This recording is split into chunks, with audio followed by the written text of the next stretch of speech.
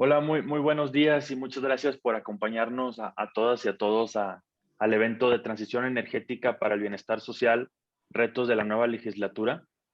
Este evento forma parte del proyecto México Energía por un bienestar sustentable a través del consorcio CIDE ICM Agora Energy Vende.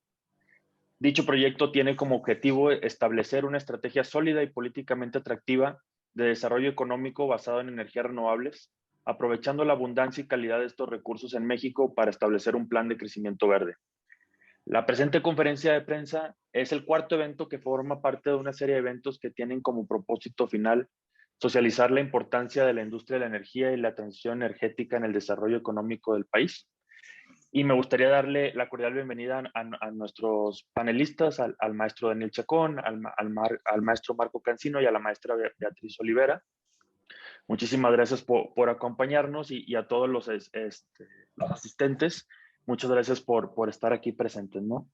Me gustaría pasar con el maestro Daniel Chacón, director de Energía ICM, el que antes les comento una pequeña bio, ¿no?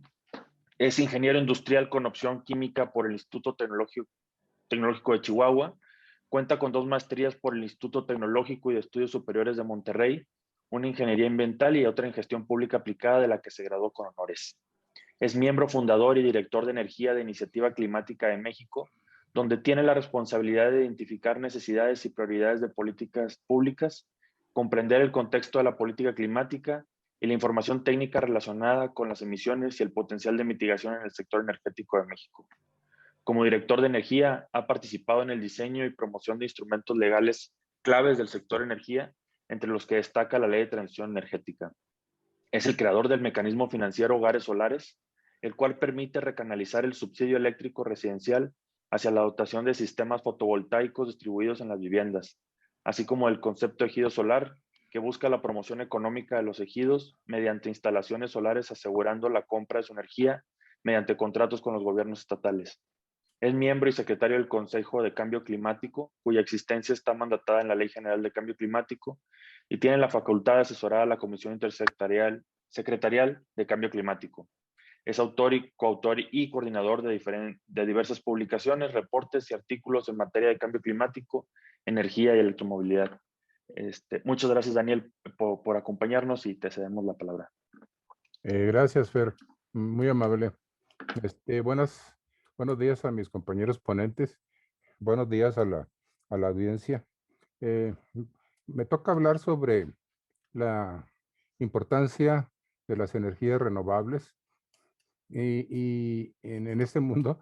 Y yo lo compararía con una frase que siempre me ha gustado para una conferencia que dice la importancia del agua en la navegación marítima. Es decir, es tan obvio que la importancia de las renovables en el mundo moderno no se puede discutir. Sin embargo, hay quien la discute todavía, ¿no?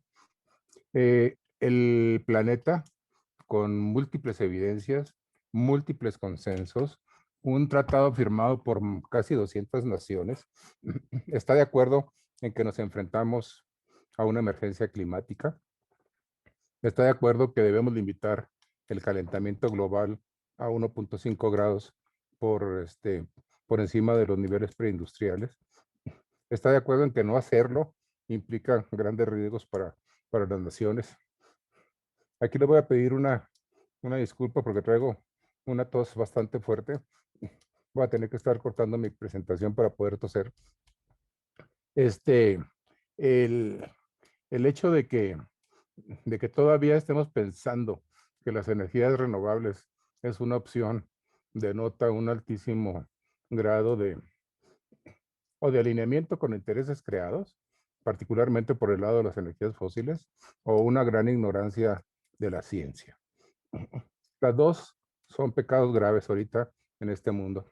¿Por qué? Porque puede traer como consecuencia el desarrollo de eventos de los cuales vamos a tener poco control. En ese sentido, entonces,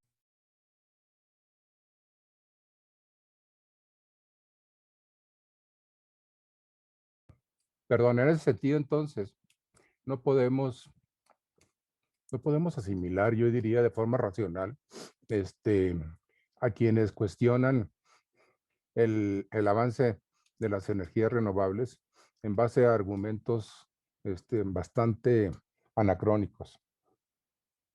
El hecho de querer regresar al pasado, donde el petróleo era la herramienta de desarrollo más importante. Y créame que me tocó vivirla en carne propia. Yo trabajé en el Instituto Mexicano del Petróleo cuando empezaba Cantarell y me asignaron a las plataformas marinas durante un buen número de años. Y daba gusto, la verdad, cómo se iba desarrollando todo aquello y cómo ese líquido negro, apestoso, porque además trae un contenido altísimo de azufre, estaba sacando al país de sus penurias. Desgraciadamente, a quienes les tocó administrar todo eso, no lo supieron hacer bien. Y nunca salimos de las penurias y se acabó el petróleo.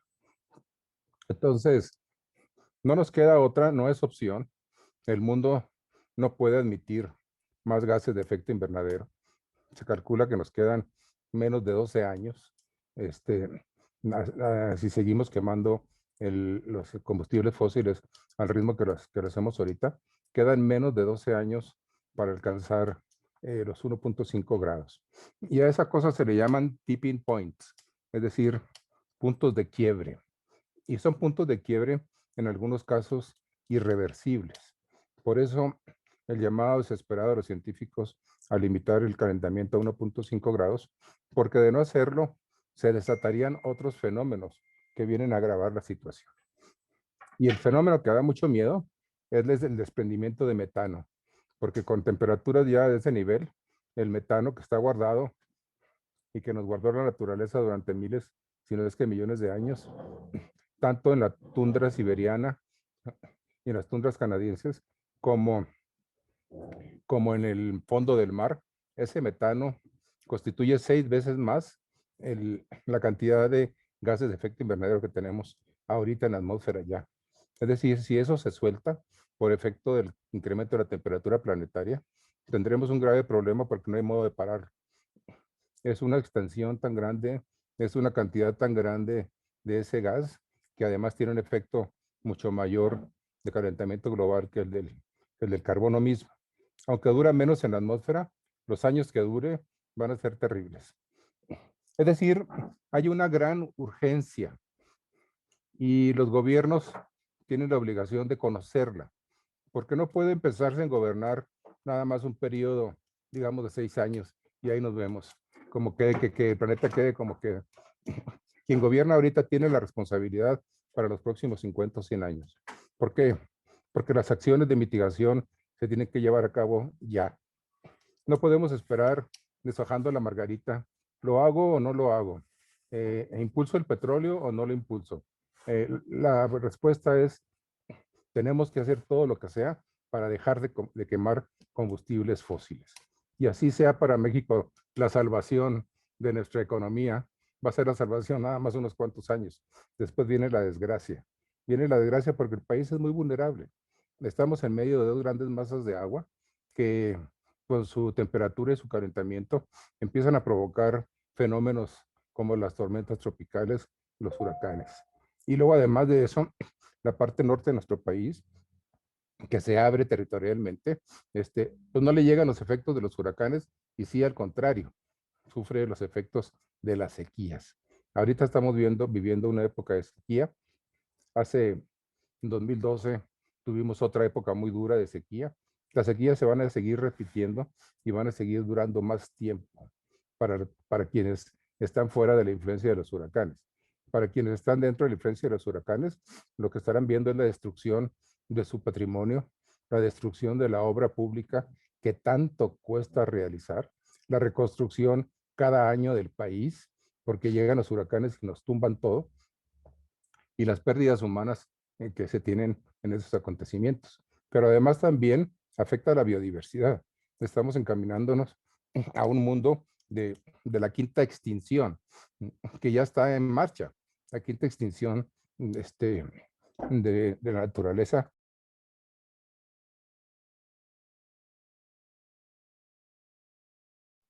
Perdón, ya se encuentra en marcha. Ya estamos viendo especies que están ahorita graves problemas de supervivencia.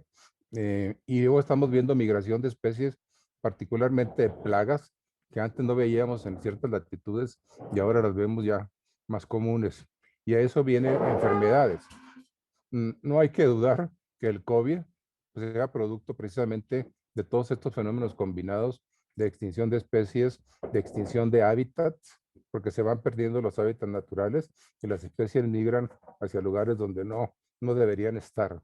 Entonces, todo esto nos lleva a problemas y fenómenos como los que hemos estado viendo en los últimos años. No es posible entonces que no viremos a las energías renovables como el salvavidas al que tenemos que, al que tenemos que asirnos para que sobreviva el planeta. Y sí, tienen sus dificultades para integrarlas, sí, y, y verdaderamente es triste ver cómo organismos oficiales encargados de integrar energías renovables se quejan, ay no, es muy difícil, ay no, está muy complicado. A pesar de que hay ejemplos en otros países, tenemos países con grandes ejemplos de penetración.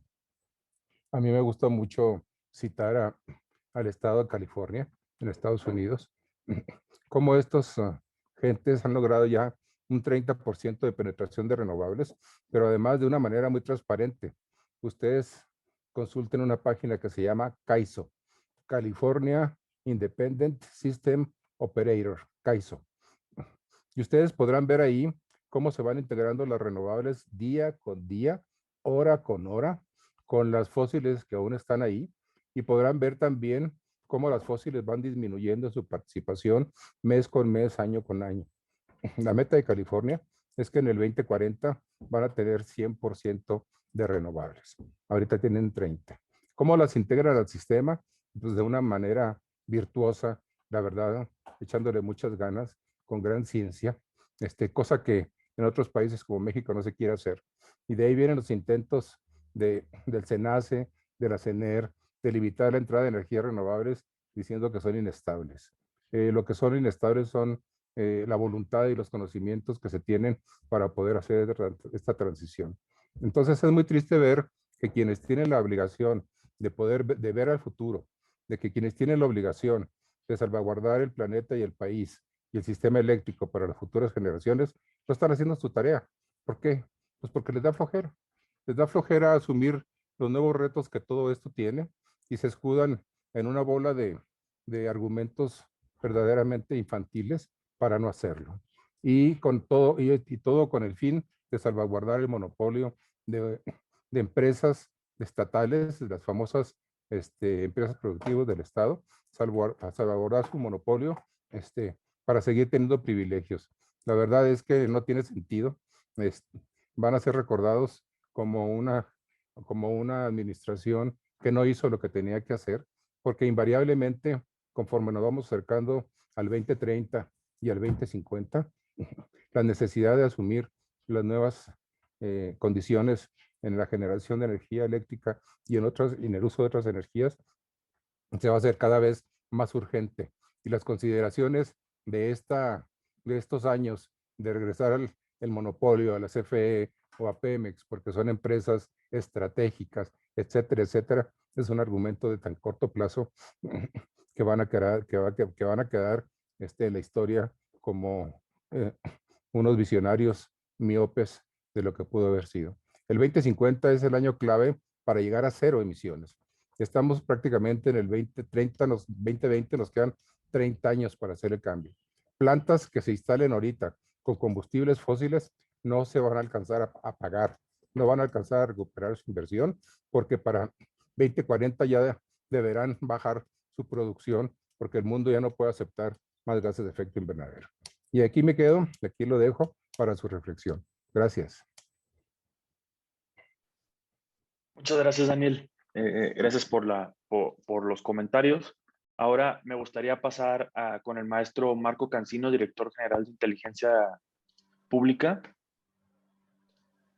El maestro Marco Cancino es licenciado en Ciencia Política por el Instituto Tecnológico Autónomo de México y posee una maestría en Economía Política por la Universidad Complutense de Madrid. Se ha especializado en el análisis de instituciones, centrándose principalmente en las áreas de planeación estratégica y fortalecimiento institucional. evaluación del desempeño, fiscalización, transparencia presupuestaria, así como la homologación contable a nivel estatal y municipal. En su trayectoria laboral, destaca haberse desempeñado como asesor en la mesa directiva de la Cámara de Diputados, investigador en el Instituto Mexicano para la Competitividad, en el Centro de Investigación para el Desarrollo, así como director general en Pública, Comunicación y Gestión. Actualmente es director general de Inteligencia Pública, centro de investigación dedicado a ciudadanizar la información pública. Adelante, maestro Marco. Gracias por la presentación, gracias por la invitación a este espacio. Bueno, a mí me tocó sobre todo platicar sobre las políticas de bienestar y de seguridad en materia pues, de los ciudadanos en este país. Pero es muy importante también reflexionar por qué las políticas de cambio climático, de medio ambiente y también relacionadas con temas sociales son fundamentales para poder garantizar el bienestar de las personas si entendemos también como bienestar la garantía de todos aquellos derechos humanos que están relacionados con las personas. Eso es muy importante.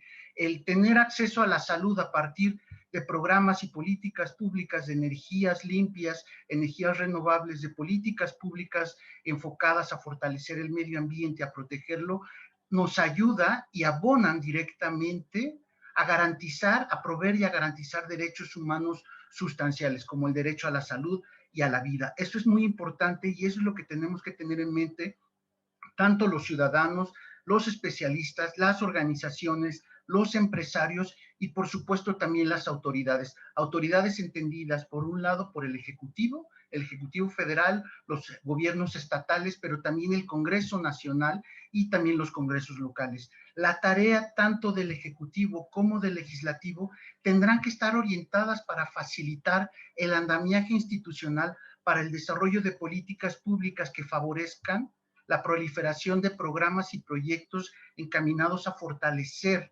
precisamente el derecho a la salud, el derecho a la vida a través de la provisión de energías limpias y también de un medio ambiente que favorezca el desarrollo de las personas. Esto es muy importante y lo que mencionaba hace un momento el maestro Chacón es fundamental, sobre todo porque estas políticas públicas que se desarrollen dentro o en el marco de un andamiaje institucional legal que debe de proveer por su parte el Congreso Federal y los congresos locales, tienen que estar completamente alineados para poder garantizar los derechos fundamentales de las personas y así, de esta manera, poder brindar bienestar. Esto es muy importante con esta lógica.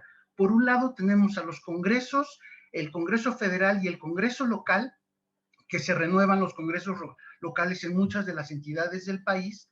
Por el otro lado tenemos también al Congreso Federal. Ambos niveles de gobierno en la parte de legislación tienen, e insisto en esto, la obligación de crear este andamiaje institucional, este marco legal que facilite el diseño y la implementación de políticas públicas, en este caso, de cambio climático, que trabajen contra el cambio climático, que promuevan energías renovables y sobre todo que favorezcan a garantizar los derechos humanos de las personas. Y esto es muy importante. Por el lado del Ejecutivo tendrá que diseñar primeramente programas y políticas públicas precisamente que cumplan esta normatividad orientadas de nueva cuenta a garantizar los derechos humanos de las personas, el bienestar, su bienestar, pero también tendrán que asignar el presupuesto necesario para poder financiar este tipo de políticas públicas. Ahora sabemos que básicamente el modo de legislar y la manera de diseñar e implementar políticas públicas también conlleva una parte ideológica y eso lo sabemos y no es nuevo. Esto lo entendemos desde hace muchas décadas, tanto a nivel mundial como en México. Sin embargo, es importante recalcar que a veces estos elementos ideológicos, políticos e ideológicos, pueden y orientan en la práctica el diseño de políticas públicas y también la creación de marcos normativos, el entendimiento sobre qué lentes conceptuales vamos a partir para entender qué es bienestar, y cómo este concepto tan amplio de bienestar facilita que a través de diversas políticas públicas podamos garantizar estos derechos humanos. Esto es muy importante, depende mucho de estos lentes conceptuales. El próximo domingo hay elecciones en este país, elecciones federales, en donde se va a renovar el Congreso Federal. Y de hecho, todas las encuestas a nivel nacional más o menos establecen ciertos parámetros y ciertos escenarios en términos de cómo se va a distribuir el Congreso. Es muy probable que el partido del que se identifica el presidente de la República ya no obtenga la mayoría absoluta, que quiere decir 2/3 partes del Congreso, que eso le facilita hacer cambios constitucionales. Sin embargo, el partido, junto con sus aliados, pueden tener la mayoría simple, que es el 50% más 1 de todo el Congreso, pero tendrían que estar los presentes. Ahora, ¿esto qué implica? ¿Qué implica? Que se conserve la mayoría simple, pero no la mayoría absoluta. Bueno, la mayoría absoluta, ya entendemos que si no se obtiene en este momento, los cambios constitucionales se le van a dificultar al Ejecutivo Federal, perdón, se le va a dificultar al Ejecutivo Federal. Y por el otro lado, una mayoría simple, en este sentido, 50% más 1, tal vez en el momento que estén presentes en la votación, de los presentes de los legisladores del 50% más 1, facilitaría de alguna manera la aprobación de modificaciones o creación de leyes secundarias que también son fundamentales para el diseño y la implementación de políticas públicas. Entonces, es muy importante contemplar cuáles pueden ser los escenarios en las elecciones como resultado de las elecciones del próximo domingo, y esto nos abre un panorama con respecto a la posibilidad, primero, del cambio, la modificación, actualización o reorientación del marco normativo nacional en términos de energía, de políticas energéticas, en términos de políticas contra el cambio climático, en términos de políticas medioambientales y en términos de políticas sociales. Ese es el primer punto. El segundo punto, también es muy importante el presupuesto. En inteligencia pública siempre decimos que promesa política no presupuestada es demagogia, ¿no? Una promesa política no presupuestada es demagogia. Y el presupuesto es la herramienta más importante de política pública en este país y es la expresión clara de las verdaderas prioridades políticas de este país. Si tiene un programa, un proyecto, una línea política, cabida, lugar, espacio en el presupuesto de egresos de la Federación, significa que tiene un lugar importante en las prioridades políticas de este país. Entonces, cada año debemos recordar que hay un debate, discusión, competencia, rivalidad entre las distintas agendas políticas que existen en el país y que en el espacio político, en la arena del Congreso legislativo, pero también con el Ejecutivo, se pueden dirimir esas diferencias en términos de prioridades con respecto a la política presupuestaria del país. Entonces, no solamente lo que va a venir el domingo implica el cambio del marco normativo con respecto a la posibilidad de modificar o no la Constitución o simplemente una ley secundaria en la materia. Ese es un punto importante. El segundo punto importante es la posibilidad de obtener financiamiento para políticas públicas relacionadas con ciertas materias. Y en este caso el tema de las energías renovables, del cambio climático y del medio ambiente. Y también, precisamente, ojalá que la siguiente legislatura si haya un debate técnico de altura como para poder posicionar en este debate político y técnico, poder posicionar en la agenda de las prioridades de la agenda legislativa, precisamente la agenda de las energías renovables y del cambio climático. Sí es muy importante que cada uno de los legisladores que vayan a estar en la siguiente legislatura comprendan la importancia de lo que acaba de mencionar el maestro Chacón con respecto a el cambio climático, con respecto a las políticas energéticas, con respecto a los compromisos del Estado mexicano. Ya no es solo el gobierno en turno, la administración en turno, sino ha sido un compromiso adquirido por el Estado mexicano, incluyendo también sociedad.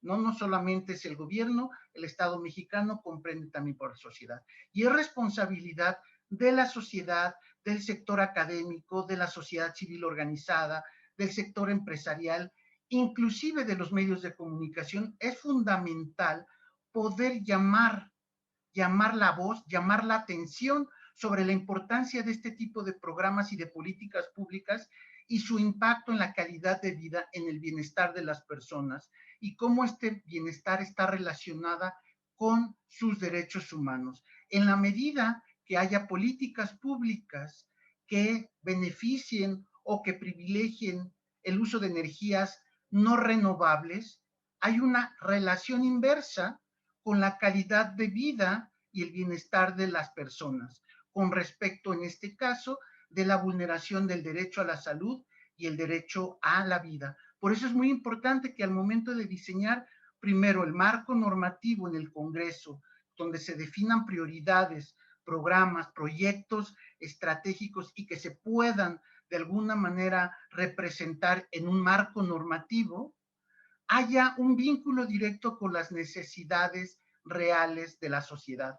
Y en este caso, el hilo conductor para poder llevar ese informe o esa información con respecto a las necesidades de la sociedad es precisamente la sociedad civil, los centros de conocimiento, la academia y también, por supuesto, los medios de comunicación. Por eso es fundamental este tipo de espacios para poder llamar la atención de la importancia y lo que nos encontraremos a partir del próximo lunes con respecto a la nueva legislatura como resultado de las elecciones del próximo domingo. Sus implicaciones son fundamentales, insisto, primero porque el Congreso establece el marco normativo, tendremos que posicionar como sociedad estas prioridades en el marco normativo. Cuando ya no exista una mayoría absoluta por parte de un partido, se limita la posibilidad de que de manera unilateral se modifique la Constitución, y por el otro lado puede haber un mayor debate y la posibilidad de posicionar más temas como estos en la agenda legislativa para poder promover cambios normativos que puedan permitir también el establecimiento de políticas públicas orientadas al bienestar social, a garantizar derechos humanos a la salud, a la vida, y sobre todo también habilitar el financiamiento a través del presupuesto para poder implementar estas políticas públicas en el corto, mediano y largo plazo. Gracias. Muchísimas gracias, maestro Marco. Ahora me gustaría pasarle la palabra a la maestra Beatriz Olivera, directora general de Engenera AC. La maestra Beatriz Olivera es licenciada en Ingeniería por la Universidad Nacional Autónoma de México y obtuvo el grado de maestra en Ingeniería por la misma casa de estudios. Cuenta con varios diplomados sobre desarrollo sustentable, género, energía renovable y diseño de política pública. Ha trabajado en la iniciativa privada, en el sector público y para organizaciones no gubernamentales como Greenpeace, Oxfam y Fundar, desarrollando campañas e investigaciones sobre cambio climático, transición energética y extractivismo en México y América Latina. Actualmente es directora de la organización Engenera, Energía, Género y Ambiente, además de formar parte de la Alianza Mexicana contra el Fracking y de la Red por la Transición Energética en México. Maestra Beatriz, muchas gracias. Muchas gracias. Buenos días a todas y todos. Un saludo también a los colegas periodistas que están amablemente conectados. Quisiera compartir una presentación que preparé. No sé si sea posible. Prometo no extenderme, ¿no? No piensen que va a ser una ponencia, solo para guiar algunas ideas. Aquí está. Listo. Gracias. Vamos a ver. Presentación desde el principio. ¿Ahí ven bien? Sí, ¿verdad? Más o menos. Ok. Bueno, pues yo quisiera platicarles un poquito más acerca de lo que entendemos por transición energética y bienestar social, incluso relacionando el concepto de justicia energética. Creo que hemos fallado las y los promotores de la energía renovable justo en no poder comunicar de una manera clara y sencilla que las energías renovables son una palanca, una herramienta, un vehículo para lograr el bienestar social. Pueden serlo en México. Me parece que eso es muy importante. En mi presentación delineé algunos puntos que me parece que son necesarios. Es necesario señalar ahora en esta época que estamos viviendo. Ya lo mencionaba un poco Daniel, ¿no? Necesitamos un sistema eléctrico limpio y saludable, por este tema que acabamos de, bueno, todavía lo estamos viviendo, la pandemia. Si nosotros le seguimos apostando como países, como humanidad, en particular como sociedad mexicana, le seguimos apostando a modelos sucios, a modelos que van a provocar enfermedades, probablemente vamos a seguir viviendo situaciones críticas como la que estamos pasando, ¿no? Me parece que es muy importante justo llamar a la reflexión en esta pandemia histórica, un parteaguas para la humanidad, pues acerca de cómo estamos generando la energía y cómo la estamos consumiendo. Desde hace varios años habíamos hablado quienes nos hemos dedicado en algunos momentos al activismo en temas de cambio climático, pues alertando, ¿no?, de los impactos del cambio climático en la salud de las personas, en la agricultura, en general en todas las vulnerabilidades. Pero ahora me parece que con la pandemia sí tenemos la obligación de reflexionar pues cómo estamos generando esta energía. Si ustedes ven esta gráfica, es de Climate Action Tracker. Vean todas las proyecciones, las líneas punteadas están justamente en el rojo y en el negro. Son las diferentes proyecciones de la ruta que está siguiendo el país para mitigar el cambio climático. No estamos en la ruta correcta, estamos en una dirección opuesta. Y así se prevé en los próximos años, ¿no? No vamos a cumplir si no hacemos un viraje en la reducción de emisiones. Es lamentable escuchar a algunos tomadores de decisión que señalan que, bueno, como México no contribuye con tanto a las emisiones del cambio climático y son las grandes potencias, pues entonces no tendríamos prácticamente que ocuparnos de nada y podemos seguir usando combustibles fósiles. Nada más alejado de la realidad. Ya lo mencionaban tanto Marco como Daniel, somos un país altamente vulnerable y tenemos que actuar en ese sentido, ¿no? Por otro lado, también creo que deberíamos apostarle a tener un sistema eléctrico que sea mucho más democrático y justo recuperar estas premisas de la 4T, que sea un sistema democrático donde nadie se quede atrás. Me parece muy valiosa esta aseveración. Creo que es una apuesta muy importante, no dejar a nadie atrás. Y en ese sentido, pues justo las energías renovables hacen eso, ¿no? Si le apostamos por sistemas o por modelos, por ejemplo, como la generación solar distribuida, pues vamos a estar promoviendo un sistema en el que todos y todas podamos tener acceso a energía limpia, barata y, bueno, accesible. No solamente la podríamos generar a través de un monopolio, sino a través de techos solares para todas y para todos. Ahora no lo podemos hacer también, no solo por las regulaciones, sino porque esto es un nicho. Solamente los ricos de este país pueden tener acceso a un sistema fotovoltaico en sus casas.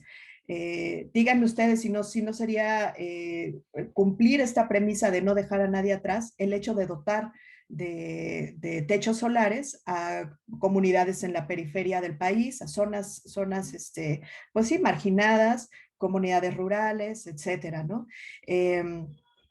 Todo esto se puede lograr, pues justo también como lo decía Marco, a través de la reorientación, a través de nuevos mecanismos, un andamiaje diferente, un andamiaje legislativo, una arquitectura institucional pues diferente.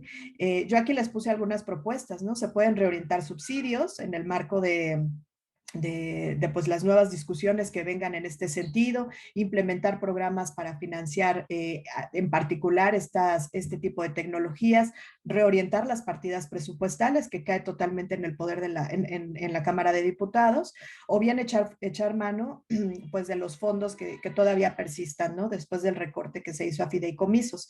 Entonces, bueno, necesitamos apostarle a un sistema democrático, un sistema donde sean primero los pobres. Por supuesto, las renovables, también hay estudios que han señalado que pueden ser una alternativa para reducir la pobreza energética. No solo hablemos de comunidades rurales, yo cada vez veo más integradas a las renovables en las zonas urbanas, en las periferias, decía hace un momento, pero faltan los mecanismos para hacer llegar este tipo de energías a toda la población.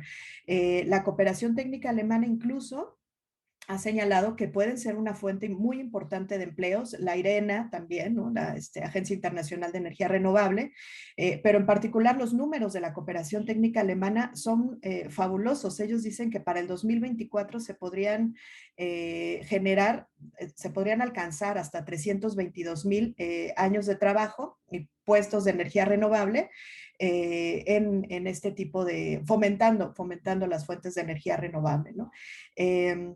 Entonces, bueno, pues creo que apostarle a este tipo de fuentes de energía nos va a permitir también, pues, que sean justo primero las y los pobres, las clases menos favorecidas, pero que también somos las más vulnerables, ¿no? Ante el cambio climático incluso. Es necesario señalar y no dejar de ver, no ignorar la conflictividad social que han presentado algunos proyectos de energía renovable, como también la han presentado proyectos de energía fósil.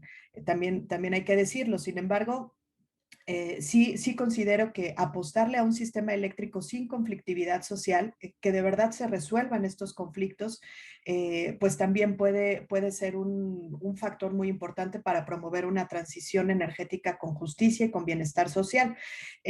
No pueden existir zonas de sacrificio para unos en aras de promover el futuro sustentable para otros. Esta frase me la comentó una mujer de la zona de Juchitán, a la que tuve el gusto de entrevistar hace poco, y me pareció pues una cosa muy asertiva, ¿no? Si ustedes ven este mapa, es tomado del último informe de Greenpeace, Greenpeace en México, en el que, bueno, ellos documentaron los últimos conflictos socioambientales, tan solo en parques eólicos y en parques solares, encontraban alrededor de 49 conflictos en la última década, ¿no? Es importante mencionarlo, es importante resolverlo. Estos conflictos están asociados a malas prácticas empresariales y a una escasa presencia del Estado. No, hay muchas ambigüedades en estos temas. Los conflictos sobre todo están asociados a la negociación de tierras, incumplimiento en las negociaciones de los terrenos, de los contratos que se hicieron con algunos empresarios, violaciones al derecho a la consulta, ¿no? Como me decía esta mujer que entrevisté, pues aquí en Juchitán, en el Espinar, en esta comunidad, no ha habido consulta y tenemos todo lleno de aerogeneradores. No hemos tenido una sola consulta, ¿no? Bueno, entonces es importante considerar que esto es algo que está sucediendo. De hecho, el Índice de Energía Renovable y Derechos Humanos identificó también varios abusos. Este índice se hace a nivel global. Identificaron 152 abusos relacionados con prácticas de las empresas y encontró que hay una laguna allí también de las empresas que no están teniendo políticas en materia de respeto a derechos de los pueblos y comunidades y tampoco de derechos humanos, ¿no? Por aquí les dejo el link y les voy a compartir la presentación también por si quieren consultar este índice. Ahí, ¿qué me pasó? Ay, me dice que ya no puedo compartir. A ver, déjenme ver. Aquí estoy otra vez. Listo. En ese sentido, pues sí me parece importante también que este sistema eléctrico, esta transición energética que estamos promoviendo tenga un enfoque de derechos. No podemos hablar solamente de tecnología sin hablar de derechos humanos. O sea, la experiencia con estos temas de energía renovable de las últimas 2 décadas nos ha demostrado que sí tenemos que tomarnos en serio el enfoque de derechos, considerarlo en el diseño de políticas públicas e integrarlo en la ejecución de estas. Hay ya varios derechos que ha mencionado Marco. Yo quise aquí resaltar algunos otros, por supuesto el derecho a un medio ambiente sano, el cual tiene la obligación de garantizar el Estado mexicano, pero también todos los derechos de pueblos y comunidades indígenas, el derecho a la tierra y al territorio, el derecho a definir sus propias formas de desarrollo, el derecho a la libre determinación de los pueblos. No, las empresas deben sacudirse esa ideología de que les van a hacer un favor al consultarles a los pueblos o que están atrasados, ¿no? Porque eso también lo he escuchado en varias ocasiones. Hay que reconocer el concepto mismo y respetar el concepto mismo que comunidades y pueblos tienen sobre desarrollo. Entonces, el Estado tiene la obligación de garantizar que estos derechos se cumplan, así como el derecho a la consulta y al consentimiento previo, libre e informado, ¿no? Les puse aquí algunas otras obligaciones que también tiene que cumplir el Estado. Está en particular pues el desarrollo de la evaluación ambiental estratégica, tanto la evaluación ambiental estratégica como las EBITs, ya casi termino, pues son instrumentos que nos sirven, que sirven al Estado, a la sociedad, a las comunidades, pues justo para evaluar si un proyecto tiene impactos positivos, negativos, conocer esos impactos, conocer las medidas de mitigación que se deben implementar y en función de eso tomar decisiones. ¿Cómo puede un gobierno o cómo puede una comunidad tomar una decisión sobre un proyecto si no tiene esta importante herramienta, ¿no? Esta importante evaluación ambiental? Falta toda la regulación de esta evaluación, la tiene que desarrollar la Semarnat, pero hasta ahora pues no se ha realizado. Están las evaluaciones de impacto social, que pues normalmente caen en manos de las empresas, son ellas quienes las desarrollan, empresas que además pagan a consultoras para poder hacer este tipo de evaluaciones y siempre salen a favor, ¿no? A favor de las empresas. Entonces, estas evaluaciones de impacto social tienen que ser instrumentos objetivos desarrollados por el Estado, porque así lo marcan también los estándares internacionales. Es el Estado el que tiene que hacer estas evaluaciones con un enfoque objetivo, no son las empresas consultoras. Ese también es una laguna, es un llamado a la nueva legislatura para que ponga atención en este par de puntos y por supuesto también en el tema de consulta. Como ustedes seguramente saben, ya en el último periodo de sesiones de la Cámara de Diputados, pues se aprobó una ley de consulta.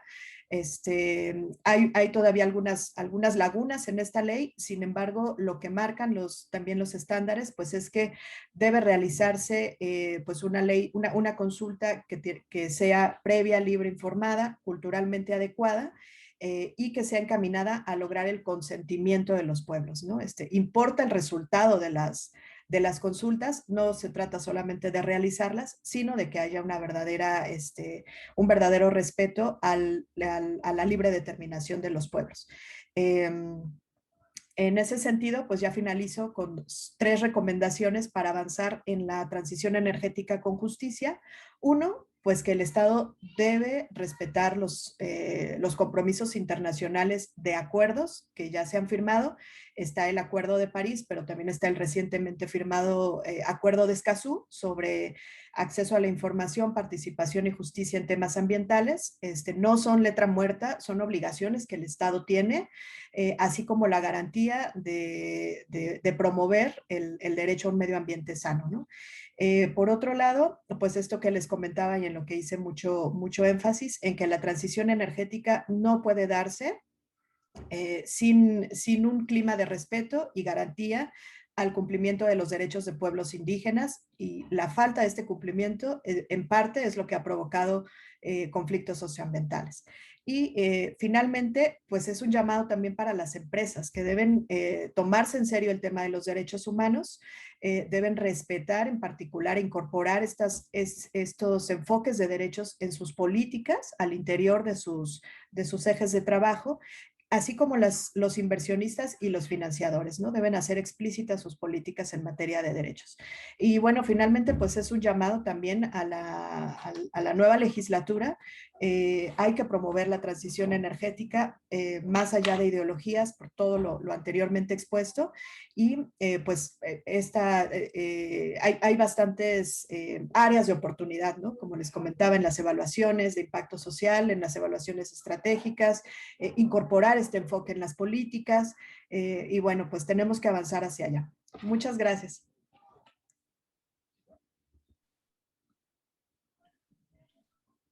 Muchísimas gracias, maestra Beatriz. Un segundo.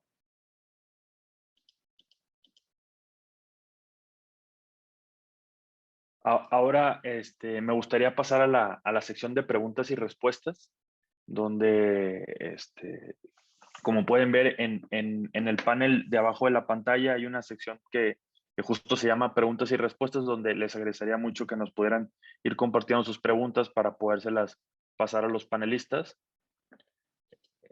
Una de las preguntas que ya se hicieron por parte de Yeshua Ordaz, que ya contestó amablemente Marco Cancino, es ¿cuál es su opinión respecto al anuncio de la compra de la refinería de Deer Park y doblar la apuesta en la refinación? Entonces, me gustaría compartir esa pregunta con los panelistas. Si me permites, Fer, Adelante, Daniel, sí. lo que la compra de la refinería de Deer Park evidencia es que hay una total descoordinación dentro del gobierno. Mientras que por un lado, la CENER impulsa la erección de una refinería en Tabasco, con un costo de 12.500 millones de dólares hasta ahorita, que va a producir 300 y tantos mil barriles diarios de refinados. No tiene sentido cuando se compra una refinería que sumándole la deuda es casi 10 veces más barata que la de Dos Bocas, que está produciendo en este momento y no se tiene que esperar hasta no sé cuántos años para que se termine Dos Bocas, que puede procesar crudo maya sin generar combustóleo. Entonces ahí pues se queda uno pasmado de qué se trata, ¿no? ¿De qué se trata?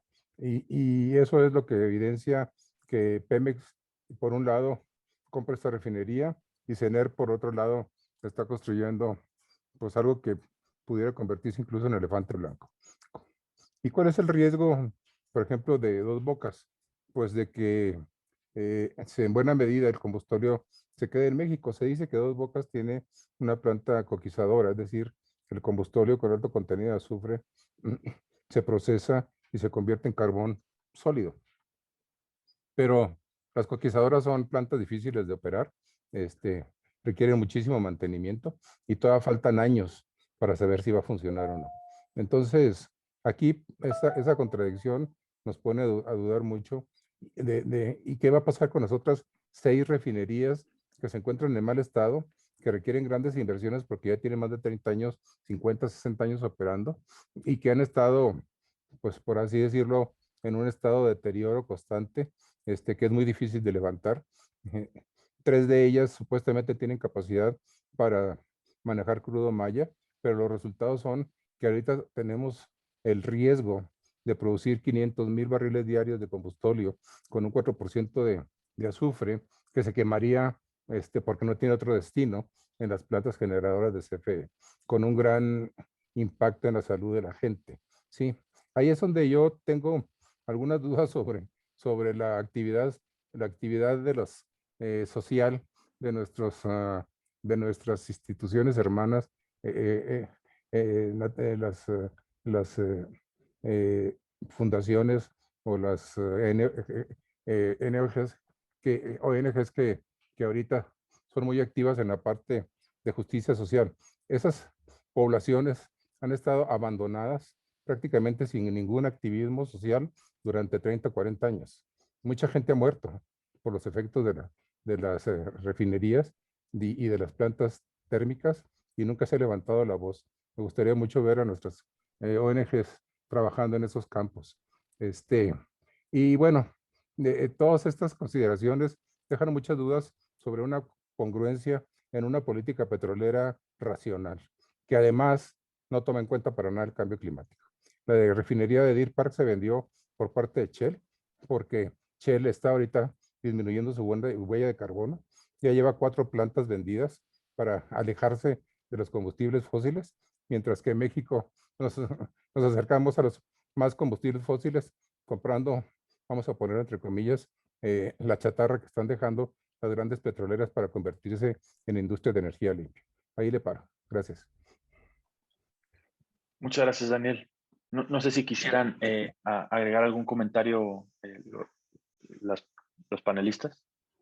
Bueno, yo podría decir, abonar a lo que mencionó Daniel, pues básicamente también el anuncio buscaba tener un impacto político, ¿no? Netamente político, y que va alineado, primero que nada, a esta intención nacionalista en términos de producción de energía, y que no necesariamente esta visión nacionalista está relacionada con una racionalidad económica, ¿no? Se ha mencionado en repetidas ocasiones en distintos espacios y medios la poca rentabilidad que tenía ya esa planta, esa refinería, decía que básicamente ya tenía generando utilidades negativas desde hace casi 7 años. La última década había estado teniendo problemas técnicos también, en falta de actualización del equipo, etcétera, ¿no? Si bien va a tener la propiedad de una refinería, como dice Daniel, que es una chatarra en términos prácticos y técnicos, con problemas financieros serios, ¿no? Con todo eso, básicamente abona a una idea, un tema ideológico de nacionalismo y de apostarle a políticas energéticas de los años 70, ¿no? Yo veo más que nada este tipo de política como un filtro de Instagram de vintage, ¿no? Bastante retrospectivo, en donde básicamente lo que se busca es explotar los recursos naturales no renovables que tienen alta rentabilidad política, con esta idea nacionalista de la soberanía energética setentera, sesentera, y que básicamente le apuesta a que las personas no van a tener la posibilidad de opinar con respecto a las políticas públicas, ¿no? Debemos recordar que la actual administración es bastante reactiva con respecto a las críticas, independientemente que sean técnicas o no. Entonces, creo que sí es muy importante, e insisto, que para la siguiente legislatura se pueda posicionar en el propio Congreso una discusión técnica, aprovechando que es probable que no tenga la mayoría absoluta un partido, y que se tenga que forzosamente sentar a negociar Congreso y modificaciones legislativas. Si me permiten, yo nada más quisiera complementar esta idea que comenta Marco de la soberanía. Sí, totalmente de acuerdo, totalmente de acuerdo. Yo justo en lo que he estado pensando en los últimos meses es, me he estado recordando esta propuesta que surgió hace algunos años de la CFE Solar. A mí me parece que si le apostamos por la soberanía, que yo no lo veo mal, yo creo que sí tenemos que apostarle por la soberanía energética en este país, pues tendríamos también que apostarle por el fortalecimiento de estas instituciones, en particular me refiero a la CFE, pero con un componente innovador, ¿no? Con un componente más creativo, que son las energías renovables. Recuerdo que en su momento, creo que fue por ahí de 2000, que sería 2012 tal vez, 2014, Daniel, no sé si tú lo recuerdas con exactitud, pero Sí, se dio por esa esas fechas. propuesta, ¿verdad? Se dio esa propuesta de CFE Solar. A mí sí me gustaría mucho ver una propuesta así ahora en el legislativo. Hubo una hace unos meses también que pretendía modificar, se presentó en el Senado y se pretendía modificar la ley de la CFE justo para darle mayor apertura a que hubiera energías renovables. Lo pongo ahí sobre la mesa porque sí me parece importante rescatar esa idea de soberanía, pero también con un componente de innovación y de creatividad, ¿no? Cambio.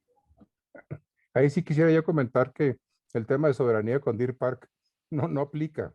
La planta está en Houston, está sujeta a toda la regulación norteamericana, tiene que obedecer las leyes americanas y el crudo mexicano se refina allá. No es para nada un tema de que nos vaya a incrementar la soberanía energética del país. Este, vamos a estar prácticamente igual. Y eso es lo que extraña. Después de hacer tanto énfasis en la parte de soberanía, pues resulta que tenemos esa planta procesando crudo mexicano, igual que como lo estamos haciendo ahorita. Ahorita se manda el crudo mexicano, se maquila ya y se regresa. Nada más que ahora la planta es nuestra. No sé qué diferencia puede hacer eso si está sujeta a leyes y al comercio en Estados Unidos. Entonces tampoco creo que por ese lado haya un argumento en ese sentido. Y menos aún cuando el 80% del gas que se utiliza para generar energía eléctrica en México proviene de Texas. La misma historia otra vez. Y imposible pensar que lo podamos sustituir con otro combustible fósil.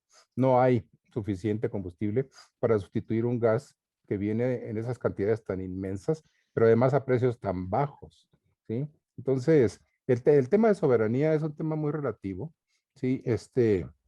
Hay cosas en las que se puede aplicar, pero la energía es un mercado mundial, es un mercado que va y viene, tan va y viene que los precios del crudo, pues nosotros no tenemos nada que ver en su fijación. Lo fijan los árabes, lo fijan los Estados Unidos y nosotros nos quedamos como los chinitos simplemente mirando. Entonces, no creo que la parte de soberanía pueda ser un argumento fuerte porque no se ve en ninguna parte, porque no se aplica, porque no hay ejemplos de esa soberanía, para nada. Soberanía sería que usáramos nuestros recursos naturales como el viento y el sol, ahora sí, sin depender de ningún cártel petrolero ni los intereses de otros países. Usar nuestro sol y nuestro viento sería la mejor muestra de soberanía que pudiera tener el país. Muchas gracias. Ahorita me gustaría ir con las preguntas que han realizado los colegas periodistas en la sección de preguntas y respuestas. Me voy en orden y le agradecería a los conferencistas a medida que vaya compartiendo si podemos, sí, ser relativamente breves, por favor. Diana Gante pregunta, a unos días de las elecciones, ¿tenemos propuestas reales por parte de los candidatos que estén alineados con estos temas de sustentabilidad, medio ambiente y protección de derechos humanos? ¿O estamos en la calle con nuestras opciones? Aquí abro el foro. Sí. Pues yo quiero adelantarme un poco con la parte político-electoral. Pues básicamente estas elecciones y estas campañas se han caracterizado por la falta de propuestas concretas. Se han diluido en todo lo que tiene que ver con propuestas y ocurrencias netamente por parte de los candidatos. Pareciera que cada vez más la calidad de las campañas electorales se reduce de manera sustantiva. No hay debates técnicos, ustedes han visto, si han tenido la oportunidad de ver algunos debates de candidatos, tanto de legisladores como para gobernadores o para alcaldes en algunos municipios del país, pues básicamente son carentes de contenido y de sustancia, simplemente se orientan más a lo que es campañas negativas, ¿no? Sobre los negativos de los contrincantes. Pero propuestas técnicas es muy poco. De hecho, México se caracteriza inclusive en muchos espacios de conocimiento en que haya poco debate, poca propuesta, ¿no? Entonces, en el espacio político electoral, con más razón, y estas elecciones, insisto, pues se ha documentado de sobra la caricaturización de lo que tiene que ver una campaña electoral, ¿no? Por desgracia son pocas. Esperemos que como grupos parlamentarios, con los equipos de asesores, con las prioridades políticas de cada uno de los partidos políticos, ya se pueda ver ya durante la legislatura propuestas mucho más concretas desde el punto de vista técnico. Es lo que yo he percibido. Muchas gracias, Marco. No sé si alguien quisiera continuar con complementar la respuesta. Sí. Coincido totalmente con Marco. Creo que la agenda ambiental ha sido de las más olvidadas y relegadas no solo en este sexenio, creo que en los últimos 3 sexenios ha estado en la calle, la agenda ambiental. En este en particular, sí hay que decir que no hay propuestas en este sentido. Yo no las he visto, salvo contadas excepciones, algunos diputados que están promoviendo el no al fracking, una nueva ley general de aguas. Eso es lo que yo he visto. No he visto muchas cosas en temas de energía renovable y sí me parece que es urgente discutir ese punto, ¿no? Que lo integren en sus campañas. Muchas gracias. Por mi parte diría, Fer, Sí, que he sí. visto un par de anuncios de propaganda, de mensajes en televisión que hablan de energías renovables. Sí, alguien lo ha mencionado en 2 o 3 ocasiones, algún partido o partidos. Pero sí, verdaderamente no es algo que sea objeto de discusión. La discusión está más bien en temas más de coyuntura o posiblemente seguridad, medicinas, etcétera, ¿no? Muchas gracias, Daniel. Ahora me gustaría pasar a la siguiente pregunta de Edith González. De las 4 refinerías que acaba de vender Shell, ¿dónde están y a quiénes se vendieron? En otra cosa, ¿qué opinan de las pequeñas hidroeléctricas que se están promoviendo en comunidades alejadas? Saludos y gracias. No sé si mis colegas quieren contestar lo de las otras refinerías. Bueno, miren, no conozco su localización exacta. Este ya es un proceso que tiene varios años. Shell ya venía modificando su política energética porque el resto de las petroleras mundiales también lo están haciendo. Algunas más adelantadas que otras, algunas a regañadientes, pero en el caso específico de Shell, su consejo ya tomó esa dirección. El problema que tuvo Shell es que se vio muy pobre en sus propuestas. Dijo Shell que para el 2030, el 20% iba a disminuir 20% el uso de combustibles fósiles o el procesamiento de combustibles fósiles, y un tribunal en los Países Bajos, a raíz de una denuncia, que por cierto también la presentó Greenpeace y otro grupo de ambientalistas, la juez dictaminó que era muy pobre la ambición de Shell y que debería disminuir su huella de carbono, no el 20, sino el 45% para el 2030. Eso obligó entonces a Shell a acelerar la venta de sus refinerías. Y la última fue precisamente la de México. Ahora, es raro cómo negoció México la venta, porque se habla de que las otras refinerías fueron vendidos a precios menores. No eran tan grandes como esta, pero si lo vemos por barril, las vendieron a precios menores, y a México un poco nos chamaquearon con la venta de esta refinería, al parecer a un costo por barril mayor que las ventas anteriores. Eso es lo que yo puedo decir al respecto.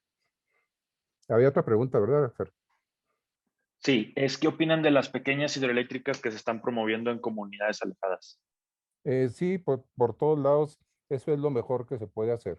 Ahora bien, ¿qué tanto impactan en la generación de gases de efecto invernadero todas estas pequeñas contribuciones? Recordemos, México es un país 99% electrificado. Verdaderamente es un logro, y hay que reconocérselo a la CFE. Durante todos los años que ha estado la CFE, una de las grandes beneficios ha sido la cobertura de energía eléctrica del país. Ahora bien, en las leyes que se emitieron después de la reforma energética, se establece un fondo para darles acceso a electricidad a todas esas poblaciones que no la tienen. ¿Y por qué no tienen electricidad esas poblaciones? Porque están muy alejadas. Están alejadas tanto así que tender una línea eléctrica hasta ellos resulta prohibitiva para poder atender 3, 4, 5 casas en un caserío, y luego después otras 2 o 3 casas en otro caserío, etcétera. ¿Cuáles son las soluciones ahí? Pues la generación distribuida. Y ese fondo, no sé cómo está su situación ahorita, a lo mejor ya le quitaron el dinero, tenía bastantes recursos. Y se hizo un concurso para dotación a todas esas comunidades que fue relativamente exitoso. Ese asunto está atendido.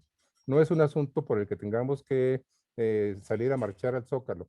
Es un asunto que por ley tiene que atenderse y tiene dinero para poder hacerlo si las cosas siguen como se pretendía en la legislación que se emitió.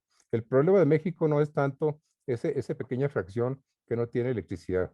El problema es la gente pobre que no puede pagar el recibo de luz, particularmente en zonas calientes. Sí, en Mexicali, en Hermosillo, etcétera, hay gente de muy bajos ingresos que no puede tener un bienestar porque tiene que pagar el recibo de luz y las cuentas salen de 3,000 o 4,000 pesos mensuales.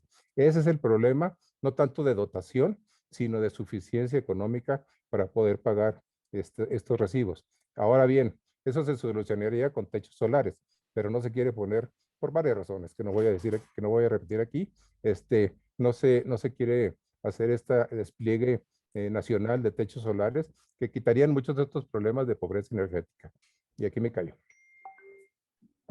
Sí. A mí me permiten complementar sobre todo el tema de las hidroeléctricas, las pequeñas hidroeléctricas. A mí me parece que es una apuesta buena en el sentido de poder aprovechar el embalse de los ríos para generar, pues sí, energía. Solamente recordar que también hay un movimiento, el MAPDER, es un movimiento en defensa de los ríos. Hay quien no quiere, quien aprovecha el agua de los ríos pues para consumo humano solamente, y quien se opone también. Entonces, nuevamente vuelvo a mi insistencia con el tema de respeto de derechos, etcétera, ¿no? Que se tomen en cuenta estas visiones y se respete a quien no quiere este tipo de proyectos. A mí en lo personal sí me parece que son una opción importante para el tema de la pobreza energética, una opción para abastecer de energía a estas comunidades aisladas y desde mi perspectiva sí es algo que debería promoverse, ¿no? Muchas gracias. No sé si, Marco, ¿te gustaría agregar algo más? O... Sí. No, está bien, estoy de acuerdo con los colegas. Muy bien. Pasamos a la siguiente pregunta de Juan García Heredia. Él pregunta, ¿acaso no es positivo para los mexicanos en materia de abasto de gasolinas el que el gobierno haya doblado la apuesta en la refinación con la compra de Deer Park? No sé si les gustaría contestar. Adelante, Daniel. No quiero abusar del micrófono. No sé si alguno de mis compañeros tuviera alguna opinión al respecto. Adelante, Daniel. No. Ok, miren, Adelante. el petróleo, alguien dijo hace pocos días que era un gran negocio. No, no lo es. Por eso las grandes empresas petroleras a regañadientes o de buena gana han estado ya haciendo sus planes de descarbonización para algo tan cercano como 2030 o 2040. ¿Por qué? Porque hay varios factores que están influyendo aquí. Uno, la gran presión internacional por disminuir las emisiones de dióxido de carbono. Eso es un hecho que ya están sintiendo las grandes petroleras. Incluso sus consejos de administración ya están siendo ocupados con asientos para gente que piensa en esa parte de descarbonización. Recientemente una de las petroleras, déjame ver si me acuerdo muy bien, creo que Shell, tuvo que poner 2 consejeros en su máximo consejo de administración, provenientes de una organización pro medio ambiente. Esto obliga entonces desde el centro mismo de la decisión de las grandes petroleras a cambiar. Otro factor fundamental es el impulso de los coches eléctricos, que ahorita se ve poco. Vemos pocos coches eléctricos en México y pensamos, no, esto va para largo. A lo mejor en el 2050, como lo dijo un funcionario mexicano, ya podríamos pensar que el petróleo va de salida. No, el fenómeno eléctrico es un fenómeno disruptivo que sigue una curva S. Una curva S empieza bajito, tarda un rato en asentarse y luego tiene una subida logarítmica hasta que llega a una situación de saturación. Imagínense los teléfonos celulares, las cámaras fotográficas digitales, todo lo que ha ido sucediendo en estos grandes cambios tecnológicos, esa es una curva S. Y los coches eléctricos van a seguir esa curva S. Entonces, ¿qué significa? Que no podemos pensar en los parámetros de ahorita. ¿Cuántos coches se han vendido por año desde hace 5 años? Pues muy poquitos. No podemos pensar que eso es el antecedente. La curva S no sigue esa lógica y va a llegar un momento en que va a empezar a trepar fuertemente. ¿Por qué? Porque ya me va a salir más barato, incluso comprar un coche eléctrico que comprar un coche de combustión interna, pero además me voy a ahorrar del orden de 100,000 pesos al año, ¿sí? En gastos de combustible. Entonces, ¿quién va a querer seguir usando un coche de combustión interna que le va a costar 100,000 pesos más al año cuando se puede comprar un coche con el mismo dinero eléctrico? Esa paridad en la agencia se va a alcanzar y los números se están dando por ahí del 2026. Entonces, después del 2026 va a ser totalmente disruptivo. Todos habremos visto esa foto donde se ve una calle de Nueva York llena de carruajes de caballos, llena, completa, ¿sí? 10 años después no hay un solo carruaje. Creo que hay uno, ¿sí? El resto son carros de combustión interna. Ese cambio en 10 años es el mismo que se va a dar aquí con los coches eléctricos. Entonces, pensar que el petróleo y su consumo van a seguir una línea recta es, ¿cómo se llama? Bastante tonto. Por otro lado, también las nuevas juventudes con los sistemas de plataforma ya no les interesa comprar un carro de combustión interna. Y un carro de cualquier manera. El uso del coche va a ceder del uso particular al uso compartido en las plataformas. Entonces, todo eso está dibujando el panorama del petróleo en muy pocos años. Pero aquí en México estamos pensando que todavía vamos a seguir un desarrollo lineal y que por allá del 2050 se dejará de usar combustibles fósiles. Nada más alejado de la realidad, el cambio va a suceder muy pronto. Muchas gracias, Daniel. Tenemos dos preguntas más, una de Diana y otra de Luciana. La de Diana es la siguiente, ¿no? De la mano con mi pregunta anterior, ¿cómo los ciudadanos pueden influir? ¿Cómo los ciudadanos pueden influir para que los candidatos y qué serán los nuevos representantes incluyan estos temas en su agenda?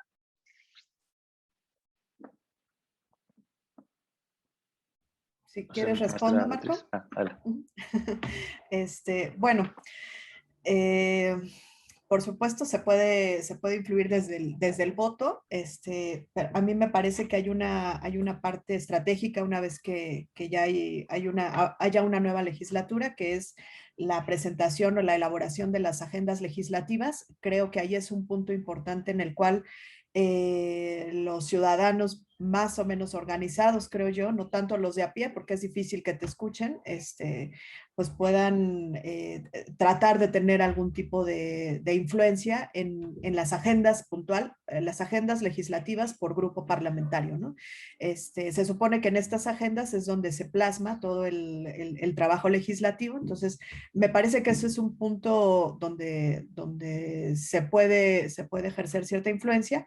El otro, pues, es desde afuera en el ejercicio de la ciudadanía, haciendo presión, llamando a los temas que más nos interesan, organizándose con sociedad civil, entre vecinos, qué sé yo, movimientos sociales, ¿no? Me parece que esa es otra alternativa, el ejercicio de la ciudadanía tal vez ya de una manera más cotidiana. Y creo que solamente, bueno, esas son las maneras que yo identifico, ¿no? No sé, Marcos, si tú identificas Sí. más. De hecho, creo que también estamos en un dilema, como en economía está el dilema de agente principal, ¿no? Es un tema muy sofisticado todavía para mucha gente. El tema de cambio climático requiere de poder ser comunicado a la sociedad, a la persona, al ciudadano promedio, a la ciudadana promedio, de una manera sencilla, de una manera didáctica y que lo pueda reflejar en su día a día, ¿no? Que lo pueda entender con su relación o en relación con su entorno.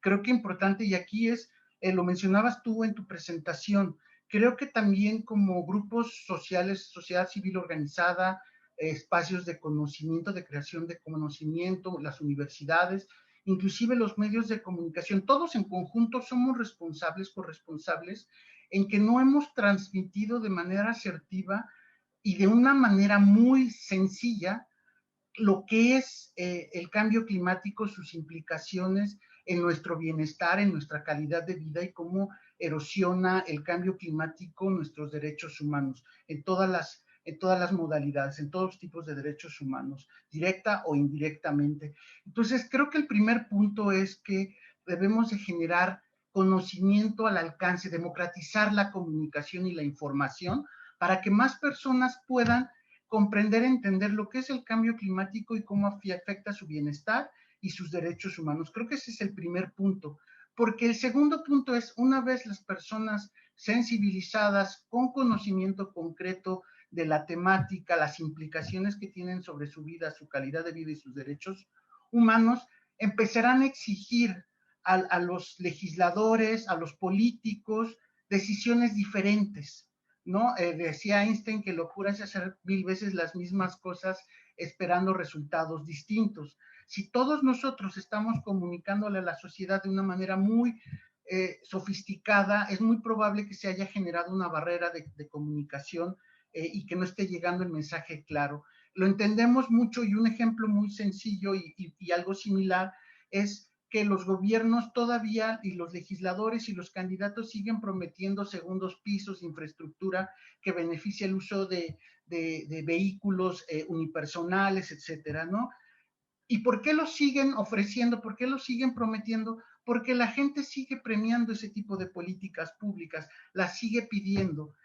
En contraste, si nosotros informáramos a los ciudadanos, si el colectivo en general, la sociedad civil, etcétera, informáramos a los ciudadanos cuáles son las implicaciones de ese tipo de infraestructura en su calidad de vida, en su bienestar y en sus derechos humanos, es muy probable que empiecen a exigir otro tipo de política pública. Lo mismo sucedería aquí. Y creo que una forma, primero, es poder acercarle la información, el conocimiento en el lenguaje, en los términos, en los medios a través de los cuales se informa los ciudadanos y las ciudadanas, este conocimiento muy ad hoc para que lo puedan utilizar en la toma de decisiones personales, pero también puedan exigir otro tipo de políticas públicas a los políticos, ¿no? Entonces, creo que sí y además, pues la sociedad civil desorganizada, pues es pulverizada y es muy complicado que empujen una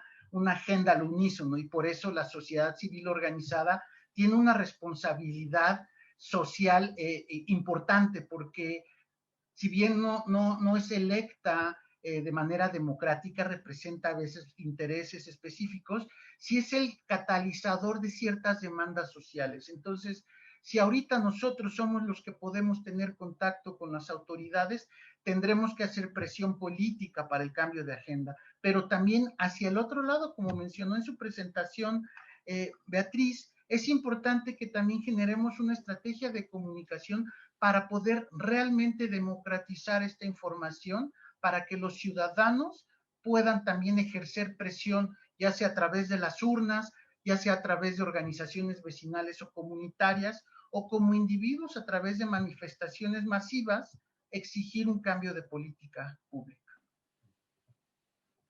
Muchísimas gracias, Maestro Marco, por la participación.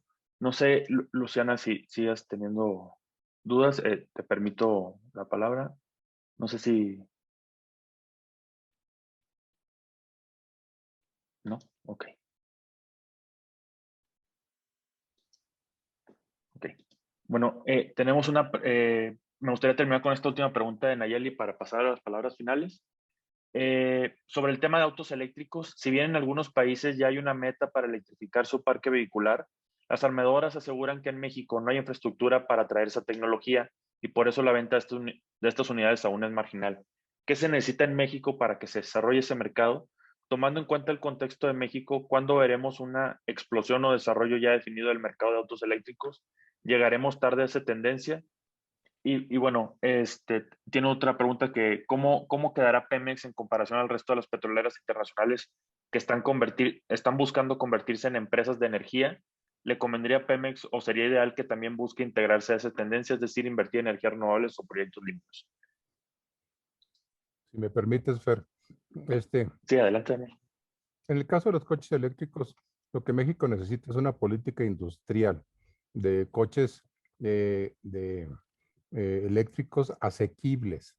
Miren, nosotros tenemos un promedio, el coche promedio mexicano, voy a tener que decir la marca, es un Nissan Sentra y un Chevrolet Aveo. Todos los conocemos. Ese tamaño de carro, ese costo de carro, ese consumo de combustible de coche es el más popular en México, por mucho. Y responde también mucho a la estadística de Uber. Antes de la pandemia yo usaba mucho el Uber y Uber guarda las estadísticas de uno en algún archivo.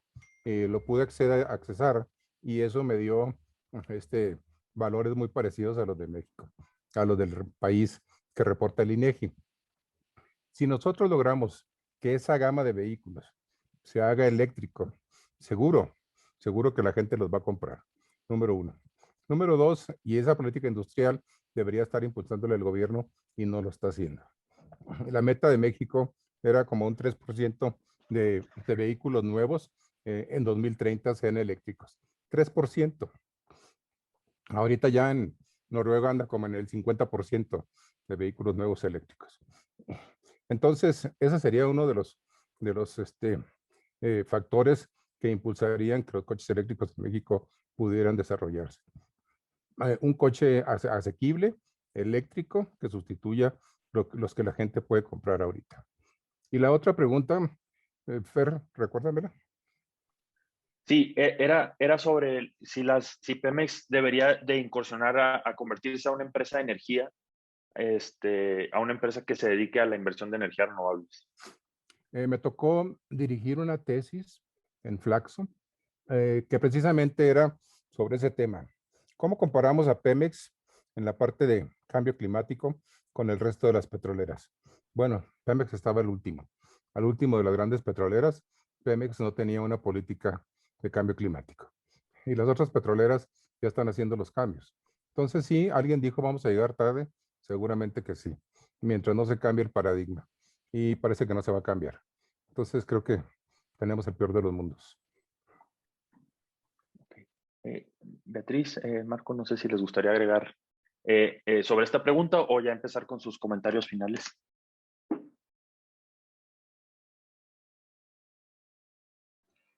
Yo creo que con los comentarios para ajustar. Muy bien. Bueno, pues podemos pasar ya a las reflexiones finales. Beatriz, no sé si te gustaría dar unas últimas palabras. Sí, claro que sí. Bueno, me parece que este llamado que estamos haciendo hoy a través de esta conferencia de prensa es un llamado a la próxima legislatura, para que se incorpore de una manera mucho más sustantiva, completa, integral, pues todo el tema de energías renovables, ¿no? Que no se quede en el olvido, no se desoiga. Me parece que los legisladores en pasadas ocasiones, perdón, no se han dejado asesorar. Creo que hay muchas ideologías políticas que permean, pero también habemos gente muy preparada en la academia, que hemos estado en otros espacios también, pero sí creo que la discusión tiene que ir más allá de ideologías políticas. Por supuesto, siempre van a permear, pero sí me parece que a los legisladores les ha faltado mucho ese asesoramiento, ese brazo técnico, y es lo que yo ofrecería aquí. Me atrevo a decirlo a nombre de quienes estamos ahora en esta conferencia, ¿no? Siempre ha habido esa inquietud de poder acercarnos, de poder brindar los conocimientos que tenemos en diferentes aspectos, y creo yo que esta es una oportunidad para que nos escuchen.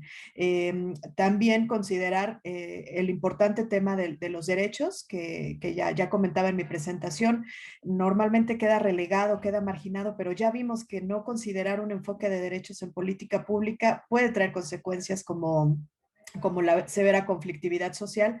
Entonces hay que meterlo, hay que escuchar. Lo dice alguien que ha estado en las ciencias más exactas. Yo soy ingeniera de profesión, entonces lo he aprendido, ¿no? De incorporar estos enfoques de una manera muy, pues seria y profesional en estos análisis. Solo eso, y agradecerles la invitación, y a los compañeros periodistas que nos acompañaron. Muchísimas gracias, maestra. Maestro Marco. Sí, gracias. Pues yo coincido en este cierre con Beatriz. Digo, he coincidido en todo lo largo de la sesión del día de hoy con Daniel y con Beatriz. Creo que para la nueva administración, el nuevo Congreso que viene, sí es importante dos cosas. Uno, informarse desde el punto de vista técnico. Sabemos que hay siempre una inclinación política y en la toma de decisiones políticas siempre lo va a haber y es natural. Sin embargo, creemos que debe de también nutrirse de información de la parte técnica y que para eso son su pool de asesores que cuentan los legisladores, ¿no? Los diputados, los legisladores, por definición, no necesariamente tienen que ser los expertos en todos los temas. Para eso deben de contar con asesores, pero también deben permitir que distintos grupos sociales, expertos, practicantes, gente que ha investigado los temas, puedan acercarse a ellos para poderle nutrir de esta parte técnica en el debate que es tan necesario en el Congreso. Eso sí es muy importante.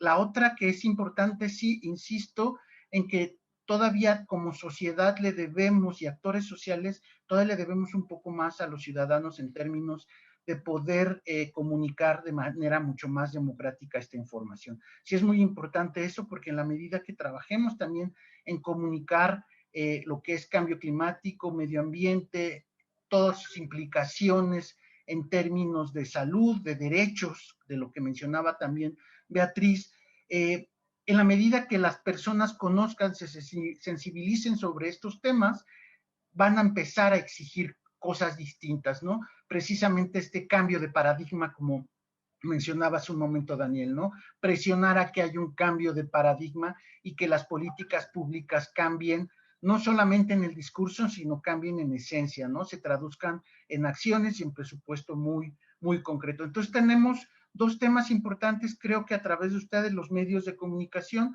podemos establecer contacto con los asesores de la nueva legislatura, con los legisladores para poderles acercar información y aspectos técnicos para que se dé un debate informado, se tomen decisiones informadas, eso es muy importante, pero por el otro lado también es muy importante que a través también de los medios de comunicación y también a partir de estos grupos sociales, sociedad civil organizada, centros de conocimiento, podamos empezar a trabajar cada vez más en comunicar de una manera más democrática a los ciudadanos sobre estas temáticas para que puedan también desde su trinchera individual y colectiva puedan impulsar un cambio de paradigma.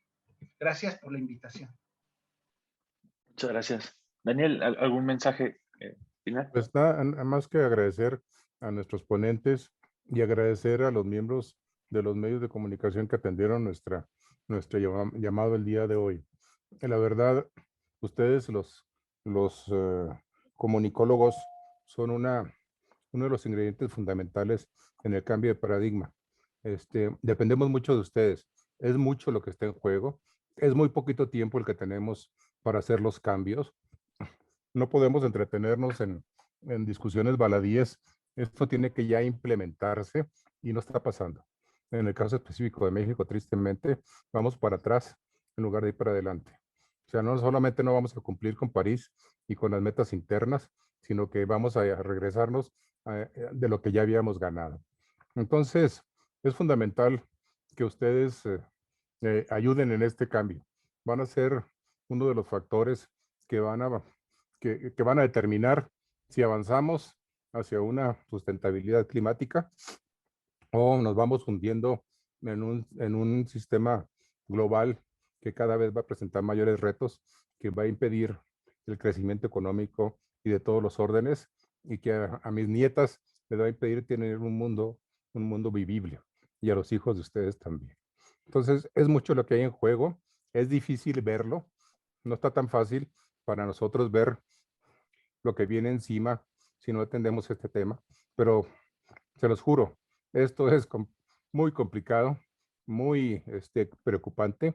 Pueden venir cosas que no quisiera ya usar la palabra, catastróficas, que van a impedir que sigamos como una civilización ordenada en los próximos 100 años. Entonces es importante el rol de ustedes, aunque a lo que tenemos ahorita no parezca. Por eso, muchas gracias por haber atendido esto. Muchas gracias por haberle puesto la atención de un tema tan importante como este. Y bueno, ayúdenos, ayudémonos todos a que podamos lograr un cambio. Muchas naciones en el mundo ya están en esto, ya lo están tomando en serio. La verdad es que da gusto ver eso. Tristemente México no. Pero bueno, ya vendrán tiempos mejores. Muchas gracias a todos por su asistencia. Bueno, aquí terminamos la conferencia de prensa. Muchísimas gracias por todas sus participaciones y muchísimas gracias a los panelistas, qué amables por habernos apoyado en este evento. Esperamos vernos pronto, ¿no? Muchas gracias y hasta luego.